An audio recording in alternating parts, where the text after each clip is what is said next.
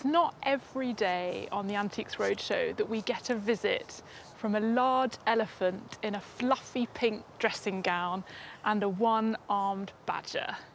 So how did these wonderful characters come to be yours? Well, they've been in my life for the past 50 years.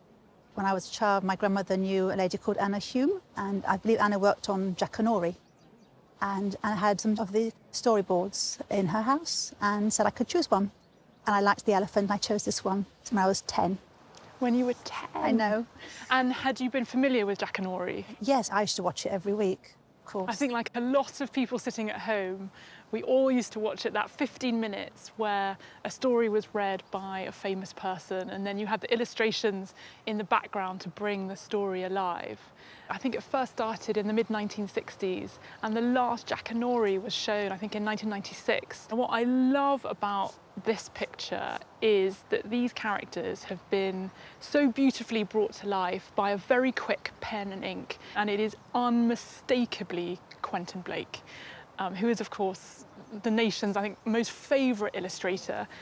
He's probably most famous now for his collaboration with Roald Dahl. It wasn't until the 2009 I decided to find out who actually had drawn it. And a friend of mine thought it might be by Quentin Blake. So I emailed his gallery and he wrote back to me. He emailed me to say he had drawn this and that it was about a very rich elephant called Uncle. So it was called Uncle. Do you know who the author was? I believe J.P. Martin. I've never read the books myself, but the characters are quite funny. As you can see, the little cat called Goodman.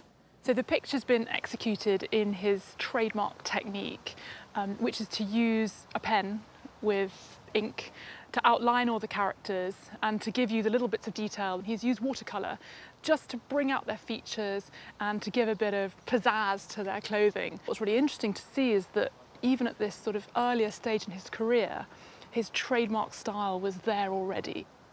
Have you got any idea what it's worth? No. If this was to come at auction today, we'd put an estimate in the region of about £2,000 to £3,000. Wow. Is that surprising for you? Well, consider it wasn't signed by Quentin Blake. Yes, it does. But wow, thank you very much. No, it's definitely by Quentin Blake, and it's such a cool image.